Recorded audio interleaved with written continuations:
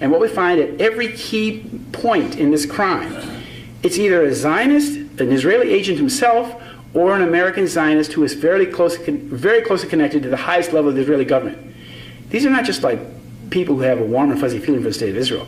These are people who are connected to the very top. Like this man, Mr. Bloomberg, served 3 terms, unprecedented, mayor of New York for 12 years after 9/11, suppressed all discovery of the crime, threatened the police, threatened the firefighters, suppressed the information. Here he is, a close friend of Ehud Barak. Ehud Barak, when Ehud Barak was bombing, this is when he's dropping white phosphorus on the people of Gaza. Bloomberg goes there and holds his hand and says, it's okay, we understand. Sometimes those Palestinians need some white phosphorus. You know, I guess that's just, you know, they just won't listen. You know, they're throwing scuds at you, or they're throwing those bottle rockets at you. We've got to drop phosphorus on them, which is, of course, a criminal act.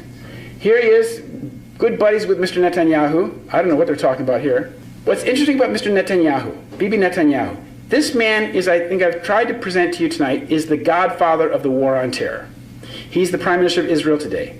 He's the chairman of the Likud party. He's a psychopathic liar, if you've ever seen him speak. He had every Sunday afternoon, he had a conversation for years prior to 9/11. Every Sunday afternoon, he spoke with Mr. Larry Silverstein, who is the godfather of the 9/11 attacks. So what was it that these two men had to talk about every Sunday afternoon? And this is not me making this up. This is from the Israeli media. Haaretz. Haaretz means the land, right? Haaretz, Eretz Israel. Haaretz is the land. And it's up in smoke by Sarah Leibovitz Dar, November 2001. So what were they talking about? Football scores? Unlikely. This is the planning. As my German expert said, this required years of planning.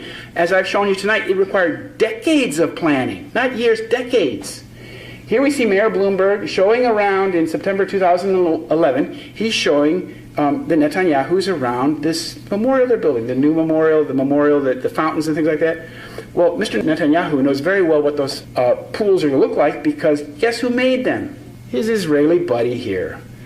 The 9/11 memorial was designed and built by Michael